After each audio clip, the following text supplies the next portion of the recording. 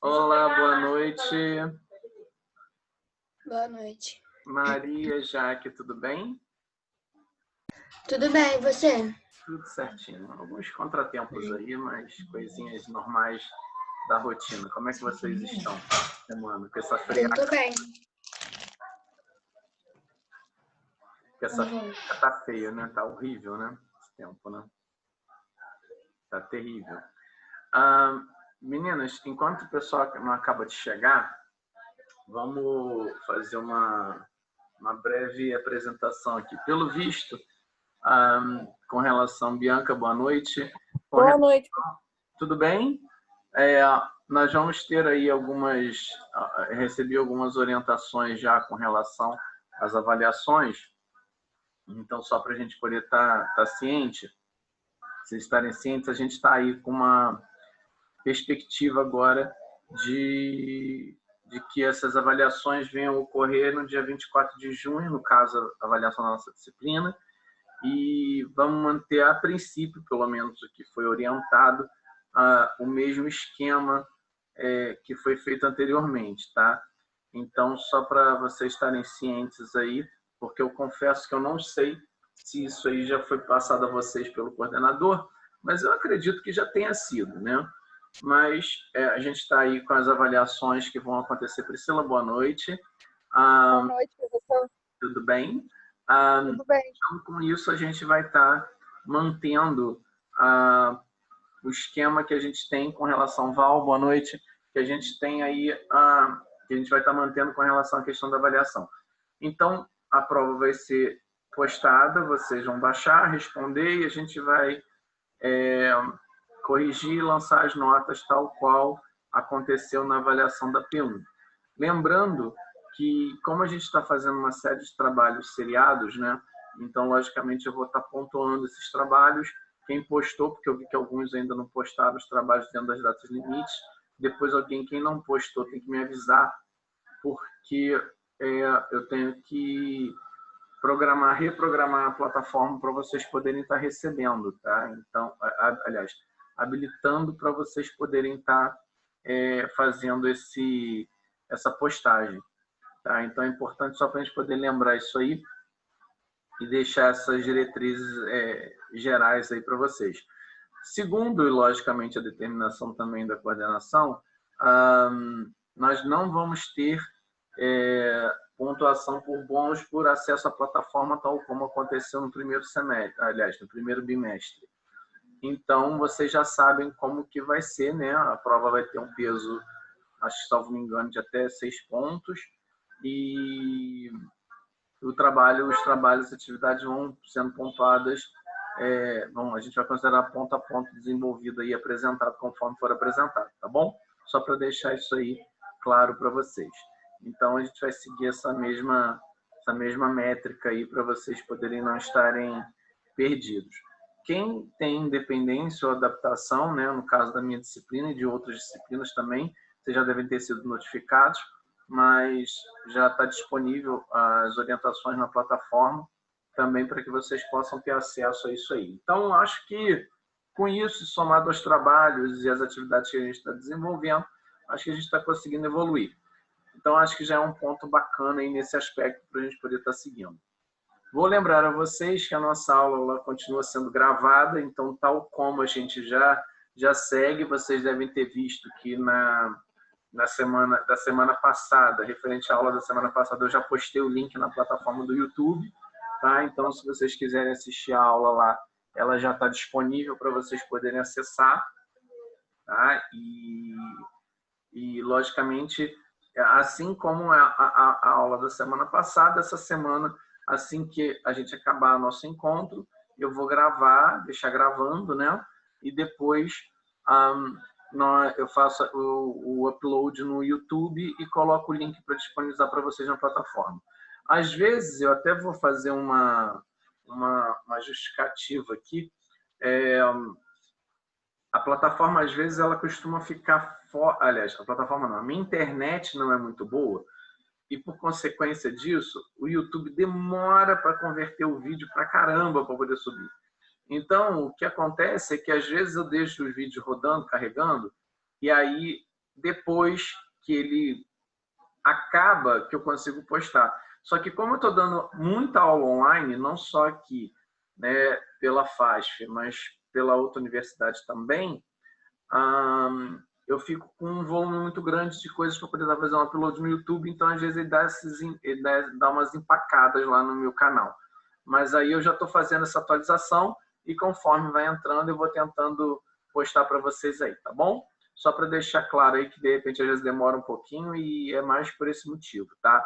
E eu vou continuar optando por fazer as aulas online, assim como a gente já está fazendo, porque para mim fica mais fácil e vocês também, acho que para vocês é uma dinâmica também que é mais legal, particularmente eu acho, do que a atividade da aula gravada, né? Eu acho que o professor deixa a aula gravada e vocês acessam. Eu particularmente prefiro, como a faculdade dá essa liberalidade para que a gente possa ou fazer de uma forma ou fazer de outra, eu prefiro fazer dessa maneira que eu acho que fica mais fácil, tá? Vocês também estarão contando com a presença da minha fiel escudeira aqui na minha casa, olha aqui para quem não a conhece, mas eu vou apresentá-la novamente, ó. Ela fica aqui eternamente me acompanhando, isso aqui não é um cachorro, isso é um encosto, né? Então, ela me acompanha todas as minhas aulas enquanto a gente vai trabalhando aí. Bom... Catarina também me acompanha, professor. É mesmo? Então, ela fica aqui me acompanhando, fica de assombração aqui, literalmente. Ela fica me É assombrando. igual o meu também. Só que o meu, se ele ficar no quarto, ele começa a latir igual um desesperado. É Ela mesmo? deixa ele lá de fora. Não, a minha fica aqui quietinha, porque ela gosta de assistir, daqui a pouco ela deita no tapete para poder dar um relax. Então, mas o negócio dela é ficar encostada na minha cadeira aqui do escritório, aqui, enquanto eu estou trabalhando. Ele é terrível. Ai, que lindinho. Dá olha. oi pro pessoal, Ai, Catarina. meu Deus. A carinha dela, Priscila. E assim a gente vai levando, né? A gente vai levando a nossa vida de aula online, né? Não tem muito jeito, né? Então a gente tem que tocar, né? Não tem muito caminho para poder fazer isso aí. Bom, gente, eu vou compartilhar o material aqui para vocês da aula de hoje, só para vocês poderem estar vendo. E eu também já deixei aberto a atividade para vocês poderem estar postando na atividade referente a esse conteúdo na plataforma, ok? Então, só para vocês poderem estar cientes. Eu acho que eu só cliquei no link errado. Já deixei aberto aqui. Bom, vamos lá. Gente, vamos falar um pouquinho do coeficiente de variação pelo seguinte.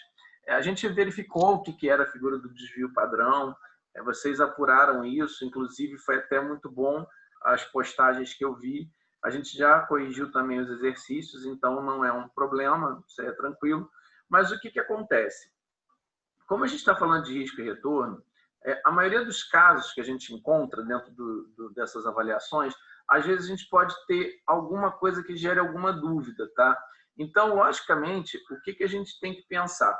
Quando o desvio padrão, só por ele por si só, não esclarece a minha dúvida, ou de repente o retorno esperado não esclarece a minha dúvida com relação ao qual investimento é mais ou menos arriscado, a gente tem que buscar uma outra ferramenta estatística que é o coeficiente de variação, tá? Então, na verdade, ele vai medir, ele vai comparar efetivamente qual ativo seria o mais arriscado.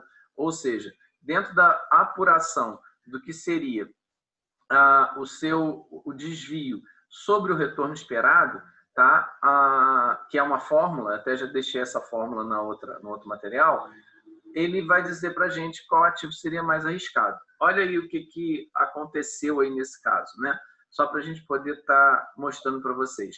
Entre os dois ativos C e D, na verdade, nós temos aí uma situação que tem o ativo C tem um retorno esperado de 12% e um desvio padrão em 9%, tá? E o ativo D tem um retorno esperado de 20% e um desvio padrão em 10%. Na verdade, se a gente fosse analisar pela figura do risco, né, considerando o desvio padrão, nós optaríamos por menor risco, né? Nós optaríamos pelo que tem o menor desvio padrão, né? Óbvio que seria o ativo C. Mas aí o que acontece? Como a gente não tem um retorno esperado idêntico, nesse caso aí, a gente não tem a figura de um retorno esperado idêntico. E, logicamente, a figura do desvio padrão também não é igual, porque normalmente não é, né? Então, assim, a gente pode ter desvio padrões que sofram grandes variações, então, automaticamente, a figura de quanto mais disperso, a gente sabe que é mais arriscado, a gente fica na dúvida. Fala, peraí, então, efetivamente, qual ativo de fato seria o mais arriscado? Então, por eu ter essa dúvida, eu penso nessa figura como uma prova dos 9, fazendo a figura do coeficiente de variação. Tá? Então, eu vou pegar, na verdade, o coeficiente de variação é o desvio padrão sobre o retorno esperado.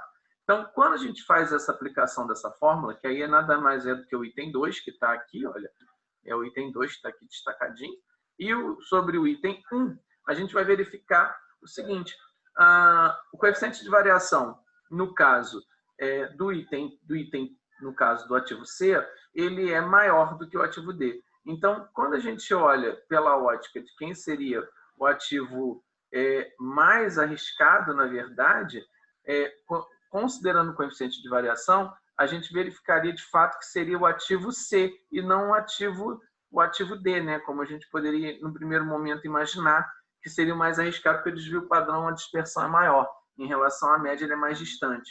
Então, para a gente poder tirar essa dúvida, a gente utiliza essa ferramenta, tá?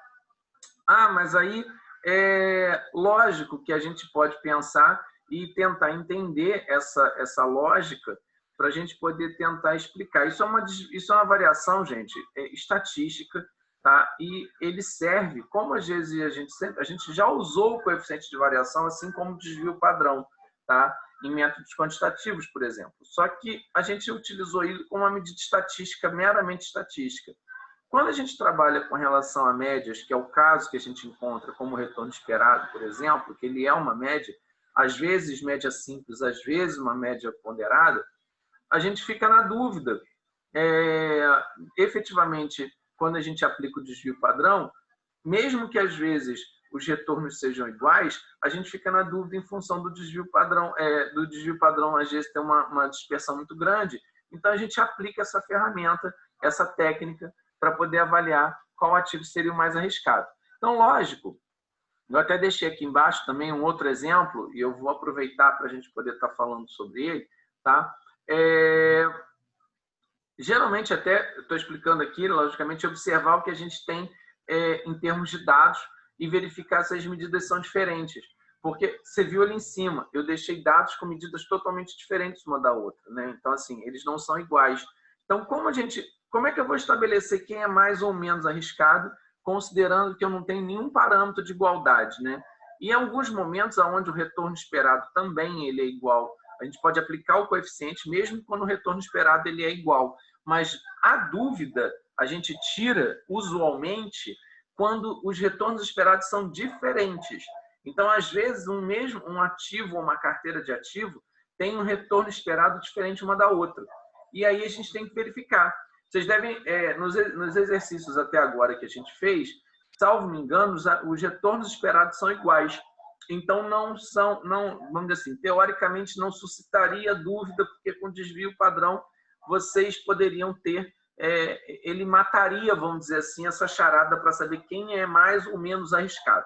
Por outro lado, quando você encontra essa figura tão diferente um do outro, a gente tem que buscar uma medida estatística comparativa que permita a gente fazer essa mensuração do risco. Então, ele seria a última etapa e a última dúvida que a gente poderia suscitar, tá?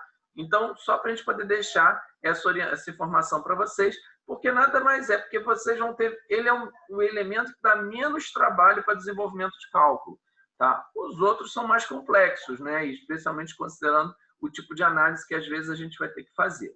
Bom, e aí eu trouxe um outro exemplo aqui, só para vocês poderem ver sobre coeficiente. Olha só. No exemplo a seguir, utilizaremos o coeficiente de variação para analisar de forma bastante superficial, claro, as variações das cotações de 3 empresas ao longo de 3 semanas. Aí está aqui as 3 semanas, destacadinhos, bonitinhos.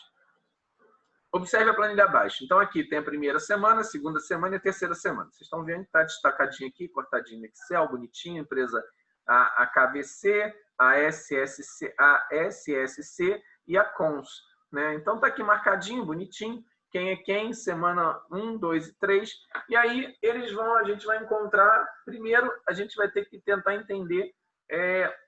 No caso aqui no Excel, gente, só para poder deixar claro para vocês, acho que tem essa planilha no Excel, eu vou compartilhar ele para vocês, vou baixar ela só para a gente poder ver.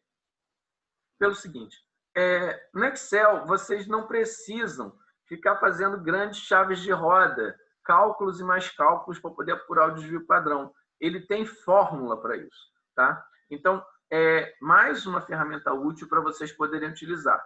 Lógico que quando vocês forem fazer os trabalhos de vocês, eu vou pedir que vocês desenvolvam o cálculo. Então, também fica muito fácil, né? Aí, pelo menos, eu vou entender que vocês aplicaram. Mas, nesse caso aqui, eu vou trazer um exemplo até com o uso do Excel para ficar mais fácil. Desde que ele faça o download, né? Seria muito útil.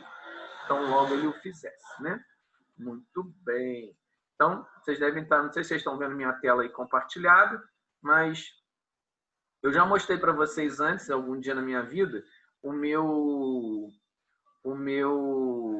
a minha ferramenta que eu uso a minha vida inteira, né?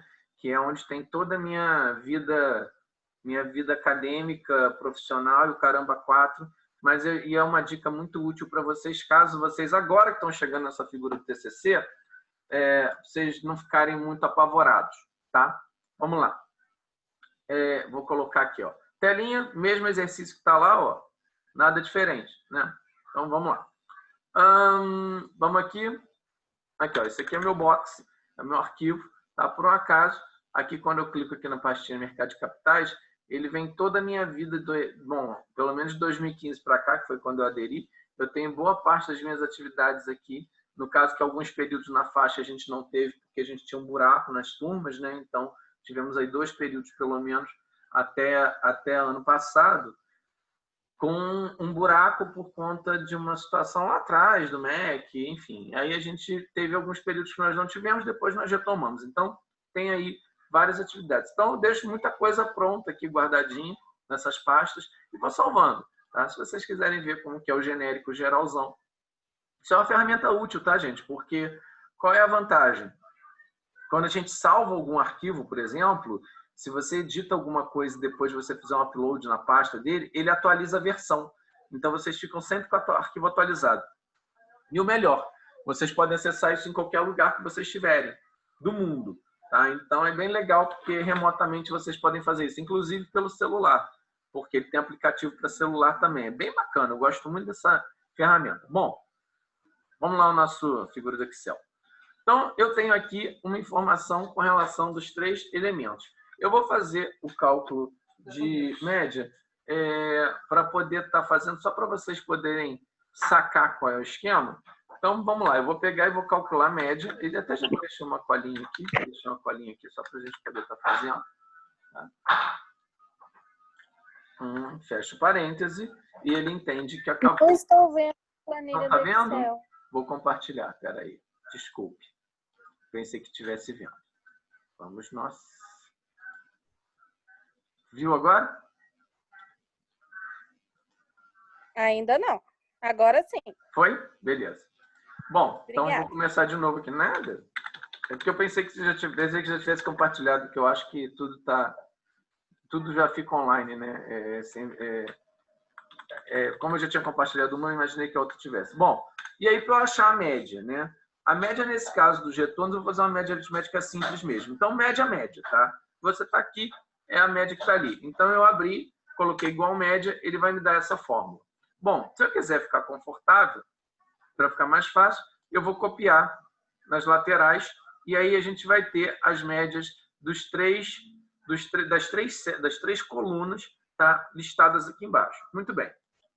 Desvio padrão, tá aqui bonitinho, ó. Só escrever desvio, ali, ó, desvio pad. Cadê? Desvio pad. Ó.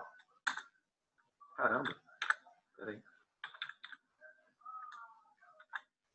E aí, vamos ver aqui a nossa criança aqui. Vamos ver se vai dar certo. Muito bem. Demos 0042. Não sei por que está com 2 casas antes do decimal, não, porque teoricamente deveria ter uma, né? Mas, enfim. Vou reduzir aqui porque que eu me recorde, 0 à esquerda não vale teoricamente nada, né? Então, não sei por que tem 2 zeros. Né? Se fosse para frente... Oh. Hein? Doido. Bom, não deu. Mas a gente entendeu que ali está dando 0,42, 1,65 e, no caso, 0,58 de desvio padrão. Essas são as fórmulas que a gente tira para o desvio padrão, a gente poder aplicar.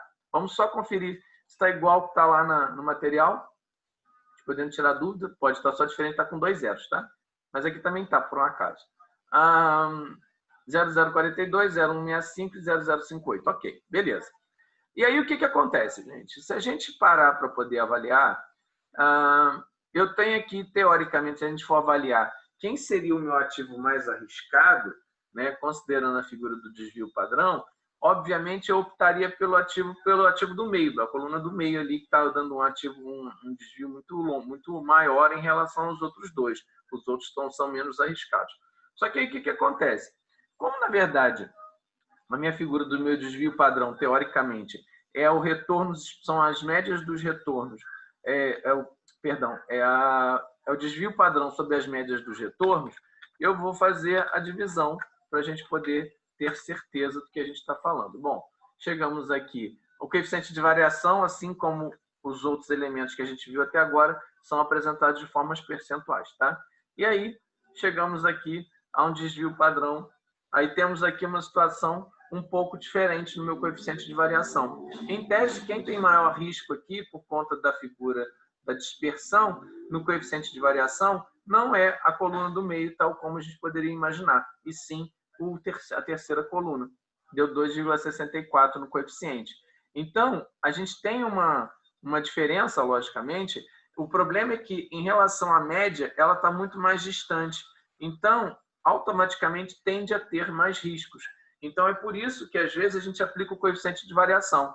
E podem perceber que, na verdade, os retornos médios, eles não coincidem, né? Especialmente a segunda coluna, que ele é muito grande, né? Está dando 66,09. Então, vocês estão vendo que o que ocorre aqui é exatamente uma situação que você não tem como avaliar, tipo assim, esse ativo aqui, tão somente pelo desvio padrão, ele é mais ou menos arriscado, tá? E também eu não posso dizer para vocês que, independente do percentual de retorno que ele ofereça, das médias do retorno, que ele seja mais ou menos arriscado. Então, eu tenho que aplicar a ferramenta do coeficiente de variação para poder tentar tirar a prova dos 9.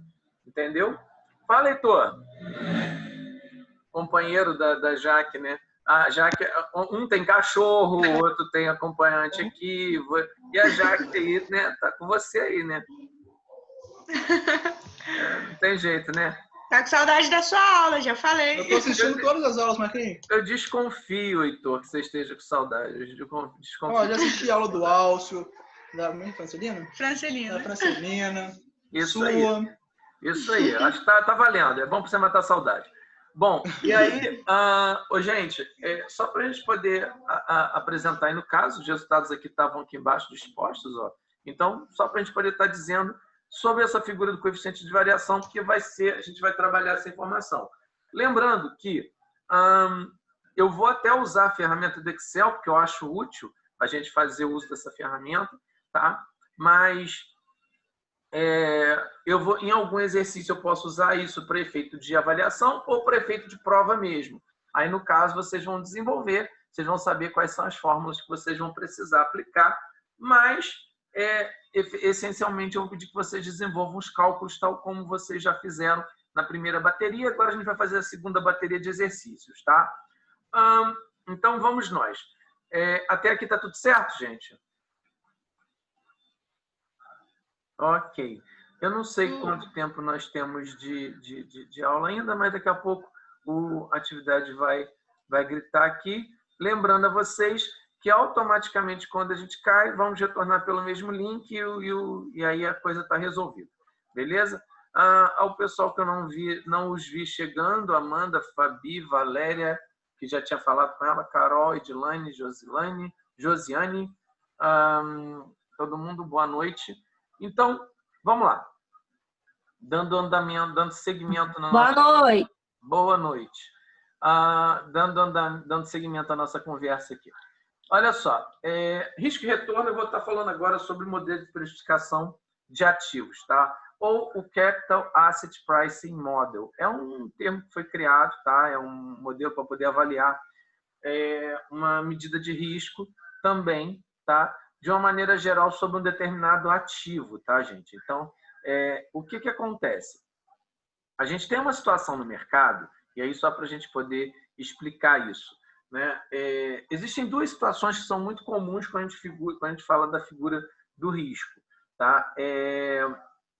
O primeiro, na verdade, é que seria o que a gente chamaria, até vou deixar ele aqui embaixo, seria o risco diversificável, tá? Ou risco não sistemático, tá? Então, o que a gente fala sobre esse risco não sistemático?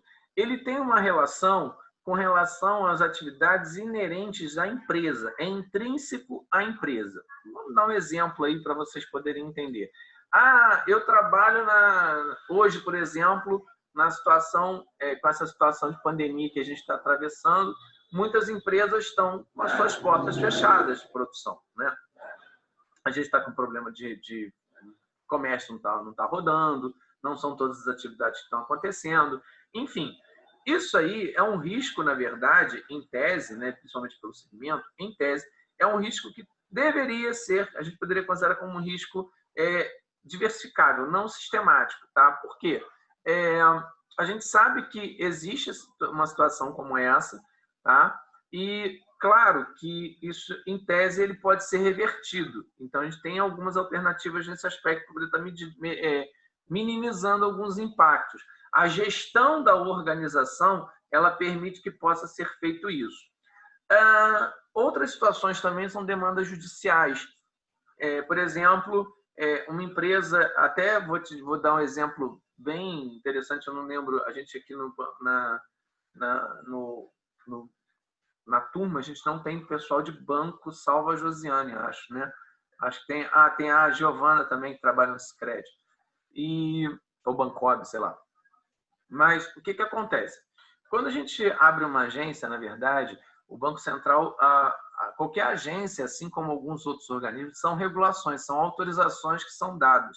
Tá? Existe um nome, que agora eu não vou lembrar como é que se chama isso, mas esse documento, ele habilita um banco a poder abrir as suas agências. Se eu não me engano, chama carta precatória. Eu não lembro bem o nome disso. Eu acho que é isso. E essa carta, que é emitida pelo Banco Central, por órgãos reguladores, ela tem alguns critérios para que possa acontecer a sua emissão. Tá? Um dos critérios, por exemplo, é você não ter ou ter um volume de processos trabalhistas minimizados, né? Ou um X% de causas trabalhistas em relação ao quadro de pessoal, enfim. Tem alguns critérios. Um desses é com relação a causas trabalhistas. Então, o que ocorre? Para o banco poder ter essa carta, ele tem que não ter, logicamente que isso vai ser bem pouco provável, né, uma causa trabalhista contra o banco, porque quem trabalha em banco sabe que se programa para que processe o banco quando sair. Eu fui um dos que fiz isso, inclusive, na minha época de bancário. Então, Josiane, se você lembra disso, reserve essa informação na sua memória, tá? O pessoal fala mesmo. Pois é, reserva isso na sua memória. Quando você sair do banco, um dia, você junta seus papéis, deixa tudo guardadinho, porque isso vai ser muito útil para uma futura execução judicial, porque você vai colocar o banco no pau. Todo mundo faz isso. Então, é bem natural. Com certeza. E aí, o que acontece? Nessa situação, o banco ele não poderia ter direito a... No caso, eu trabalhei no Santander, meu último banco foi o Santander, tá? Mas pelo volume de causas trabalhistas que ele tinha, até por conta desse processo de fusão que teve entre Santander e Banco Real, e antes Santander junto com o Banespa, enfim, eles tinham muito volume de processo trabalhista. Às vezes nem era tanto pelo próprio banco, mas em detrimento até pela própria situação que ele foi absorvendo, né? A absorção dos outros bancos acabou acarretando isso. E aí ele teve que limar um bom volume de processos para poder estar tentando obter cartas para que pudessem abrir novas agências ou ter autorização para abrir novas agências. Então, teve uma época aí que o banco andou fazendo um monte de acordo aí por conta dessa situação. E aí, o que ocorre? Nosso tempo daqui a pouco vai acabar, mas a gente retorna, tá, gente? Só para a gente poder deixar registrado. Vai estar faltando ainda 10 minutos. E aí, o que acontece? Ele, para ele poder obter isso é um risco, teoricamente, que é um risco diversificável. Ele consegue minimizar isso com algumas medidas, né? Ele vai buscar estratégias para poder fazer isso. E aí a gente fala não só isso, tem a figura de greve, tem a figura de, sei lá, de absenteísmo de funcionário, enfim. São situações que conseguem ser mediadas ou minimizadas, mitigadas, se a gente usar o termo mais bonitinho, por meio de algumas ações internas. Agora, e o que não é inerente ao banco, ou o que não é inerente à atividade? Ao banco não, né? O que não é inerente ao negócio, né? É um risco que eu corro, mas que todo mundo corre de igual forma, né? Esse é um risco que ele não tem diversificação, ele não cabe diversificação. Esse seria o risco sistemático, tá? Ou o não diversificável, tá? Então, esse termo, o que acontece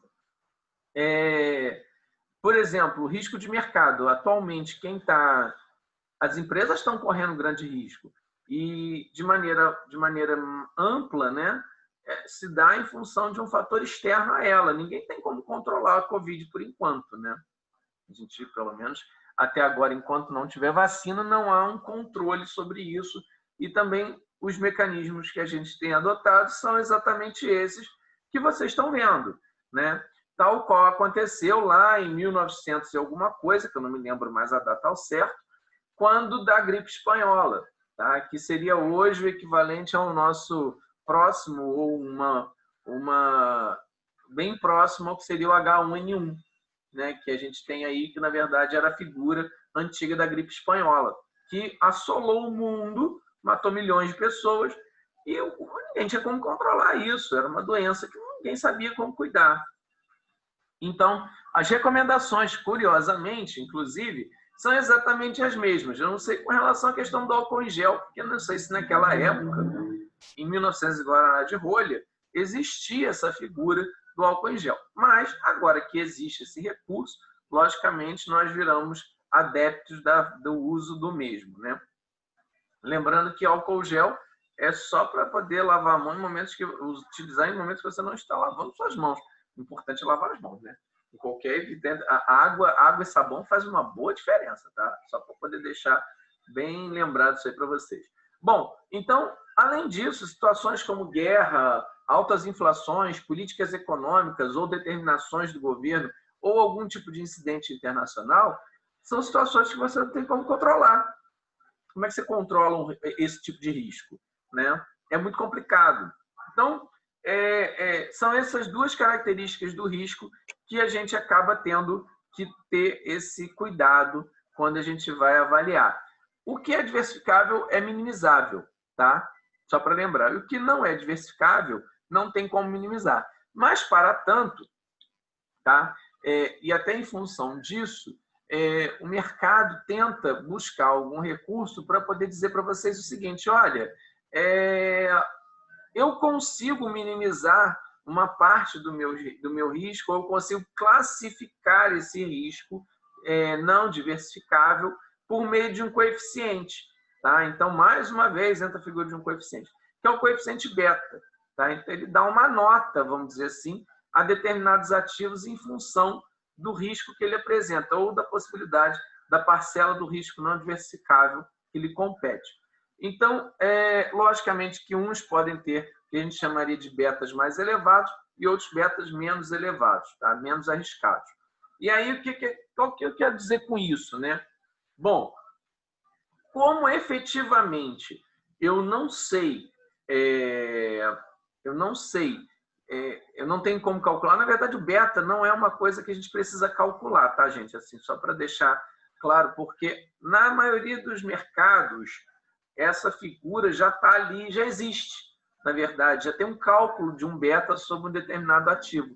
Então, não tem por que ensinar vocês uma fórmula, sendo que o número já está disponível ali. Se você quiser ver no site da Bovespa, no site da Nasdaq, da Bolsa de Nova York, ou de qualquer outro lugar, vocês vão encontrar um beta sobre um determinado ativo que exista, tá? Só para vocês poderem entender que ele mede essa parcela do que seria o risco que não pode ser diversificável. E a gente vai usar esse beta, esse coeficiente, numa fórmula, justamente a fórmula desse modelo do CAPM. Tá? Então, só para vocês entenderem esse contexto e a gente conseguir falar um pouquinho. Bom, o beta, ele tem uma oscilação. O beta é beta mesmo, tá? É essa letrinha aqui, ó, que vocês estão vendo aqui, esse Bzinho em grego aqui, tá? Ele pode dizer o seguinte, você pode trabalhar com betas negativos menores do que 1, tá? 0, alguma coisa. Ser igual a 0, ele ser menor do que 1, tá? O que ele vai acontecer é o seguinte, ele só vai dar uma tendência de direção no que vai acontecer com relação ao tipo de ativo que vocês utilizarem. Se o beta for sempre maior do que 1, alguma coisa, e o limite, tá, desse intervalo é entre menos 2 e mais 2. Então, normalmente, você vai ver betas nesse intervalo todo que está acontecendo aí. Não vai ter beta 2,1, beta 2, menos 2,1, beta 3, beta menos 3. Vai ter esse intervalo que vocês vão apurar o beta e vão verificar o que acontece com ele. Tá? Então, basicamente, o que acontece é o seguinte. Quando o beta está sempre maior do que 1, ele tem uma tendência de ter um risco mais elevado, porém apresenta maior rentabilidade. Tá? Então, são ativos que têm maior risco e, por consequência, oferecem maiores retornos. Tá? Então, ele indica que a variação dele é superior ao que se remunera dentro da figura do mercado. Tá? Você tem um beta menor do que 1, significa que ele tem baixo risco, mas isso não significa que ele não tenha risco, ele só é menos arriscado do que um ativo que tem um beta superior. Tá? Então, só porque ele é um pouco mais seguro. Tá? E aí a gente pode, entre um e outro, só para a gente poder tentar, de repente, desenhar, tem muitos... Há uns anos atrás, isso aí aconteceu aqui no Brasil, ainda continua acontecendo, mas de alguma forma, hoje bem menor, bem menos limitado, bem mais limitado, porque até pela condição de mercado. Mas houve muita abertura de companhias que captaram o mercado na Bolsa, aliás, recursos na Bolsa. Tá? E, logicamente, que o ato de você abrir a sua empresa para o mercado, né, o mercado acionário, você, no primeiro momento, você quer juntar, quer angariar sócios e quer ganhar dinheiro, precisa injetar dinheiro dentro da companhia. E depois essas pessoas vão receber dividendos, remunerações por conta desse processo. Então, acho que só para vocês poderem entender essa figura. E aí, o que acontece? Muitas empresas pequenas fizeram seus lançamentos na Bolsa. Então, e, logicamente, as grandes empresas tradicionais que a gente ouve aí falar no mercado, que já são grandes empresas dentro dos seus segmentos, como Vivo, enfim, Petrobras, mas quem? Vale, outras companhias, elas são mais tradicionais, né? E, apesar de elas terem risco, elas são menos arriscadas, tá? Para se investir. Então, normalmente, o beta dessas companhias, essa parcelinha do risco não diversificável, ela é menor, no caso, para as grandes companhias, dada a estabilidade que ela tem, do que para as menores, que são mais incertas. E até porque o mercado também, às vezes, não conhece essa empresa. Então, automaticamente, existe mais retornos dessas pequenas companhias em relação às grandes companhias que já estão estabelecidas no mercado. Existe a possibilidade da grande companhia quebrar? Existe. Claro que existe. Como qualquer companhia, existe a possibilidade dela quebrar. Mas é menos provável que isso aconteça. Até porque existe a figura que o governo tem interesse de que essas grandes companhias também não quebrem. Né? Então, vide o que aconteceu com os bancos, né? Quando do processo de início do Banco Real, do Plano Real, e o programa de desestatização dos bancos, né? O saneamento, chamado PROER, que o governo fez para poder tirar o crédito podre dos bancos e vender a parte saudável para os bancos, para os banqueiros novos investirem no Brasil. Isso foi uma situação que aconteceu lá atrás, né, quando houve um grande processo de privatização aqui no país. Tá? Então, isso aconteceu e, logicamente, o governo